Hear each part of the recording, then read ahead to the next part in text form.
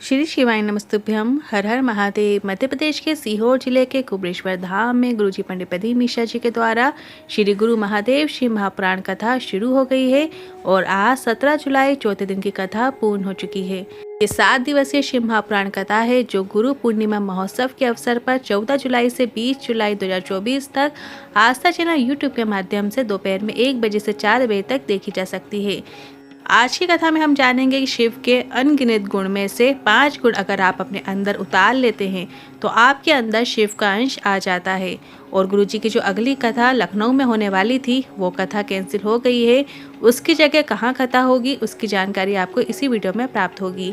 और 18 जुलाई गुरु प्रदोष में आपको कौन सा विशेष उपाय करना है उसकी भी जानकारी आपको इसी वीडियो में प्राप्त होने वाली है। बहुत ही विशेष उपाय है, प्रदोष के दिन किया जाने वाला खास उपाय है। तो सभी लोग कल के दिन मतलब 18 जुलाई के दिन इस विशेष उपाय को ज़रूर कीजिएगा। उपाय कैसे करना है वो भी आपको वीडियो के अंत में बताएंगे। आज 18 जुलाई चौथे दिन की कथा में गुरुजी ने कुल 14 उपाय पत्र उपयोगी जानकारियाँ दी हैं। सभी की जानकारी आपको इसी वीडियो के माध्यम से प्राप्त होने वाली है। किसी कारणवश यदि आपने आज कथा नहीं सुन पाए हैं तो पूरी कथा का रास्ता तो आपको एक छोटे से वीडियो से प्राप्त होने वाला है। तो बढ़ते हैं आज की कथा की पहली जानकारी की ओर।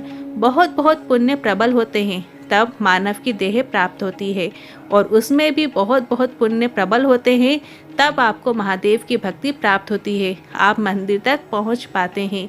पढ़ते हैं आज की कथा की दूसरी जानकारी की ओर। शिव की आराधना एक सेठ भी कर सकता है, शिव की आराधना एक गरीब व्यक्ति भी कर सकता है। चंदन नहीं है, बेलपत्र नहीं है, कपूर नहीं है, गुलाल नहीं है, बाती नहीं है, मान लो आपके पास कुछ भी नहीं है तो घर में एक चुटकी भस्म तो है, राख तो है, उसे भी शिव स्वीकार कर लेते हैं और आपका कल्याण कर देते हैं। बढ़ते हैं आज की कथा की तीसरी जानकारी की ओर। खरगोन की कथा में एक बालक ने प्रश्न किया था कि मेरे घर से कोई शिवालय नहीं जाता, सिर्फ मैं अकेला जाता हूँ, तो ऐसे में आप क्या कहना चाहेंगे गुरुजी? तो गुरुजी ने कहा ऐसी जगहों पर, शमशान पर, शिखर पर और सिंहासन पर अकेले ही जाया जाता है। बढ़ते हैं आज की कथा की चौथी जानकारी की ओर। कई लोग बोलते हैं हमको उज्जैन जाना है, महाकाल बाबा के दर्शन के लिए ट्रेन आती है। तो गुरुजी ने कहा सुबह शाम मिलेगी, आराम से मजे से उज्जैन जाइए, भस्म आरती, श्रृंगार का दर्शन, हरिओम जल का दर्शन करो, आराम से दर्शन करके आनंद की अनुभूति करें। बढ़ते हैं आज की कथा की पांचवी जानकारी की ओर। मीना जी पत्र लेकर आई। मेरी बेटी बहुत मेहनत करती थी पर उसे सफलता प्राप्त नहीं हो पा रही थी। मैंने उसे पढ़ाई के साथ साथ मंदिर जाने को भी कहा। हमने जो पिछले वर्ष कावड़ यात्रा रखी थी हम उसे कावड़ यात्रा में भी लेकर आए और यात्रा पूरी की और बेटी ने संकल्प ले लिया और बेटी बाबा की कृपा से सीए का एग्जाम पास कर ली है। उसी का आभार व्यक्त करने कथा पंडाल में आए हैं। बढ़ते हैं आज की कथा की छठवीं जानकारी की ओर। संगीता जी पत्र लेकर आई।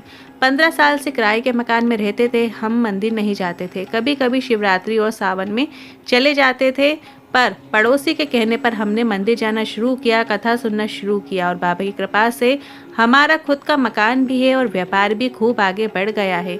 उसी का आभार व्यक्त करने कथा पंडाल में आए हैं। बढ़ते हैं आज की कथा की सातवीं जानकारी की ओर। अगर आपको हमारी बात पे भरोसा ना हो तो आप गीता प्रेस की शिव महापुराण लेकर आओ और उसे पढ़ो। उसमें लिखा है श्री शिवाय नमस्तुभ्यम मंत्र का जाप मात्र करने वाले का मुख दर्शन कर लेने से हजारों अश्वमेघ यज्ञ करने का फल प्राप्त होता है। बढ़ते हैं आज की कथा की आठवीं जानकारी की ओर। भगवान शंकर के 5 मुख हैं, 15 आँखें हैं, 15 नेत्र हैं और जब तीसरा नेत्र खुल जाए तो जो जल जाए वो काम है और तीसरा नेत्र जब खुले और जो रह जाए वो राम है।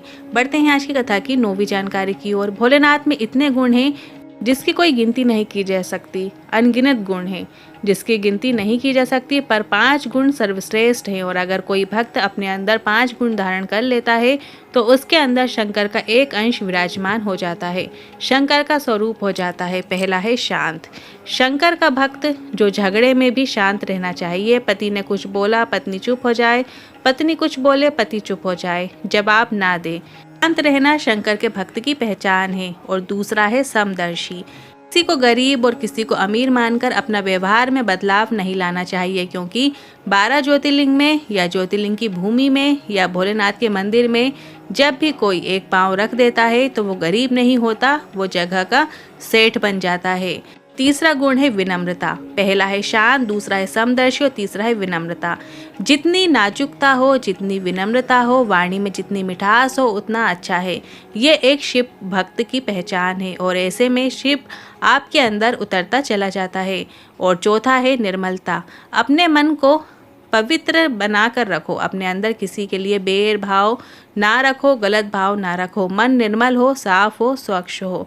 और पांचवा गुण है इच्छा से परे। जब शिव के सम्मुख में पहुंचकर, साक्षी में पहुंचकर कुछ मांगने की इच्छा ही ना रह जाए, मांगने की इच्छा समाप्त हो जाए, सब जो महादेव को लगे वो ही प्रदान कर दें। यह है पांचवा गुण, इच्छा से परे होना। पहला है शांत, दूसरा है समदर्शी रहना, तीसरा विनम्रता रहना, चौथा है निर्मलता और पांचवा है इच्छा से परे। ये गुण जिसमें विद्यमान होते हैं उसके अंदर शंकर का अंश विद्यमान होता है। बढ़ते हैं अगली 10वीं जानकारी की ओर। अब चतुर्मास शुरू हो जाएगा। आज देवसोनी एकादशी है। भगवान विष्णु नारायण षष्ठी का कार्यभार भोलेनाथ को सौंपकर निद्रा के लिए चले जाएंगे। बढ़ते हैं आज की कथा की 11वीं जानकारी की ओर। शीतल जी पत्र लेकर आई। मेरा बेटा 15 वर्ष का है। 1.5 वर्ष पहले चेस्ट में गठान हो गई और वो कैंसर की बताई गई और मेरा एक चेस्ट ऑपरेशन करके निकाल दिया गया और मेरे 7 कीमो हुए। इलाज चलता रहा, बीमारी ठीक नहीं हो रही थी। फिर पता चला मैं गर्भवती हूँ। डॉक्टर ने बच्चा रखने को मना किया और डॉक्टर ने कहा तुम्हारी बीमारी है, बच्चा मत रखो। पर मेरे बेटे के साथ के लिए मैंने बच्चे को रखना चाहा, पर सोनोग्राफी हुई तो पता चला उसके हाथ पांव नहीं बन रहे। डॉक्टर ने हटाने को कह दिया। इसके बाद 8वें महीने की सोनोग्राफी हुई, उसमें पता चला बच्चे की धड़कन नहीं है। मैंने बच्चे को गर्भ में रखा, मंदिर में जल चढ़ाती, आचमन करती और बाबा की सेवा करती और 9 महीने के बाद पेट में दर्द हुआ, हॉस्पिटल गई और बच्चे को जन्म दिया। बच्चे को धड़कन भी थी, बच्चा और मैं पूरी तरीके से स्वस्थ हूँ। उसी का आभार व्यक्त करने कथा पंडाल में आए हैं। यह पत्र बहुत भावुक था, जिसे सुनकर सभी शिव भक्त भावुक हो गए और जब वह महिला अपने छोटे से बच्चे को लेकर व्यासपीठ में आई तो पंडाल में कई लोगों की आंखों में आंसू भी थे। बढ़ते हैं आज की कथा की 12वीं जानकारी की ओर। पलक मीना नसुल्लागंज से पत्र लेकर आई। मुंह के अंदर छाला हो गया था। इंदौर में जांच कराई तो उन्हें कैंसर के लक्षण बता दिए। ऑपरेशन के कारण और हालात खराब हो गई। आपकी कथा सुनी और आपके द्वारा रुद्राक्ष का वर्णन सुना और तुरंत रुद्राक्ष लेकर आ गए और रुद्राक्ष का जल और बेलपत्र देना शुरू किया। आज मेरे पिताजी पूरी तरीके से ठीक हो गए हैं। उसी का आभार व्यक्त करने कथा पंडाल में आए हैं। बढ़ते हैं आज की कथा की 13वीं जानकारी की ओर। आज लखनऊ वाले श्रीवास्तव जी जिनके यहाँ कथा थी, उन्होंने कहा पंडाल लग गए, व्यवस्था भी हो गई, पर कुछ परेशानियां आ गईं, तो कथा कैसे कराएंगे। तो गुरुजी ने कहा आप क्या चाहते हैं। तो उन्होंने बताया मिट्टी, कीचड़ और अन्य समस्याएं हैं। तो गुरुजी ने कहा जब बाबा चाहेंगे तब फिर बाद में हो जाएगी। तो लखनऊ की कथा कैंसिल हो गई है और जो 23 जुलाई 2024 को होने वाली थी। पर शिव भक्त निराश ना हो, कथा के कैंसिल होने पर 25 जुलाई से नई कथा की जानकारी गुरुजी ने दी दी है। 25 जुलाई से जयंती स्टेडियम सेक्टर नंबर 6 भिलाई में छत्तीसगढ़ में होगी और इस कथा का समय दोपहर में 1 से 4 बजे तक रहेगा। देखते हैं आज की कथा की 14वीं जानकारी की ओर। इसके बाद गुरुजी ने कहा बधाई हो छत्तीसगढ़ वालों, पूरा सावन आपका। ऐसा इसलिए गुरुजी ने कहा क्योंकि सावन में जो पहली शिव महापुराण कथा रहेगी वो 25 जुलाई से भिलाई छत्तीसगढ़ में रहेगी और इसके बाद गुरुजी की जो अगली शिव महापुराण कथा है वो भी छत्तीसगढ़ में रहेगी 2 अगस्त से 6 अगस्त लोरमी मुंगेली में। इसके बाद जो तीसरी शिव महापुराण कथा है 12 अगस्त से 16 अगस्त पोन रायपुर छत्तीसगढ़ में रहेगी। सावन के पूरे महीने में 3 शिव महापुराण कथा होंगी और तीनों शिव महापुराण कथा छत्तीसगढ़ में होने वाली हैं। बढ़ते हैं आज की कथा की 15वीं जानकारी की ओर। मुकेश देवी जी पत्र लेकर आई। आपकी नोएडा की एक दिन की कथा पंडाल में बैठकर सुना, 1 लोटे जल का महत्व जाना। मेरे पति फौज से रिटायर हुए पर उसमें मेरे 4 बच्चों का भरण पोषण कर पाना बहुत मुश्किल हो रहा था। तब मैंने मेरे पति को कुबेश्वर धाम भेजा। उन्होंने कंकर शंकर का पूजन किया और रुद्राक्ष लेकर आ गए और कहा वहाँ लोग कह रहे थे कि जो आता है उसे बैग तैयार रखना होते हैं, 3 माह के अंदर बुला लेता है और बाबा ने सिर्फ 40 दिन में सुन ली है और मेरे बेटे की जॉब बड़ी कंपनी में लग गई है। बाकी सभी बच्चे भी अच्छी जगह लग गए हैं। बाबा ने इतना दे दिया है कि अब पीछे पलटकर नहीं देखना पड़ेगा। बढ़ते हैं आज की कथा की 16वीं जानकारी की ओर। अगर कोई शिव को मानता है, शिव को भजता है, पृथ्वी में गर्भ में जो बच्चा आ जाता है उस बच्चे की जिम्मेदारी भी शिव की हो जाती है। बढ़ते हैं आज की कथा की 17वीं जानकारी की ओर। 18 जुलाई को प्रदोष की विशेष तिथि पड़ रही है और गुरुवार के दिन होने के कारण यह प्रदोष गुरु प्रदोष कहलाता है। इसमें 108 बाती लगती है। अब 108 बाती आपको कहाँ लगानी है, कैसे लगाना है? जब आपको लगे कि 4-5 बीमारियों ने आपको एक साथ घेर लिया हो, लग रहा है जीवन में चारों तरफ से कष्ट है, दुख है और तकलीफ घेर रही हो, कुछ भी सही नहीं चल रहा हो, तो ये उपाय आप किसी भी प्राचीन शिव मंदिर में जाकर कर सकते हैं, या किसी देवालय में, या किसी शिव मंदिर में, या किसी पवित्र नदी के तट में भी आप इस उपाय को कर सकते हैं। आपको बस इतना करना है कि आपको 108 बाती का दीपक प्रज्वलित करना है। भगवान का मंत्र जाप या नाम जाप करते हुए दीपक प्रज्वलित करें। आप पर महादेव की ज़रूर कृपा होगी और आपके जीवन से रोग, दुख और तकलीफ ज़रूर दूर होगी।